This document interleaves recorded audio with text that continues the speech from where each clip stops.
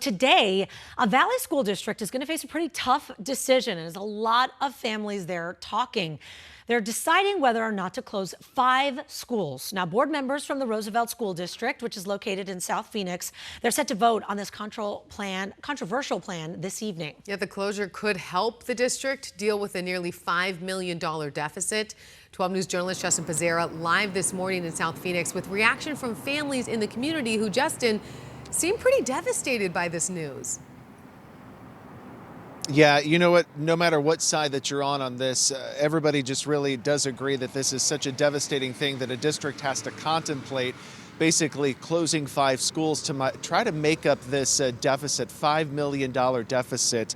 The district has had several meetings about this. Of course, every meeting has been packed with people from both sides concerned about this and what this would mean for the students as well. But then on the other hand, you do have some folks that are in support of this. At least 3 lawmakers here in South Phoenix have come out in support of this plan to close the 5 schools. And then some people say that this isn't about the buildings themselves or the location. This is about doing what's best for the students. So the district here is in a very, very tough spot because they've got to come up with the $5 million from somewhere. The district says for years now, student enrollment has been dropping. In 2007, there were more than 12,000 students. This year, there's 7,500. So that gives you some perspective there on how much it's dropped.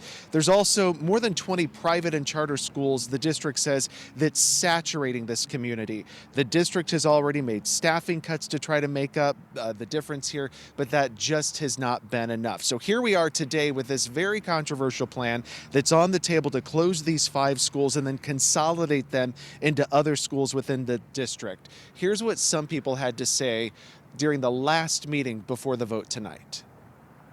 We voted for you, and we should be able to have conversation with you. So because we have not had that opportunity, we are requesting that you delay your vote. Like she said, put a pause on this and really talk to the community that's going to be impacted by these schools being closed. In recent years, we have seen a troubling pattern of schools being closed, often in the very neighborhoods that need them most. These closures are disproportionately affecting Black and other marginalized communities, leaving our children without the support, resources, and education they deserve. So if the board does vote down this plan, it is not clear where this district would be coming up with that $5 million, what programs or services would have to be cut to make up that difference. But tonight, that vote is going to be happening at 5:30 here at the Vernon McLean Wellness Center on Baseline.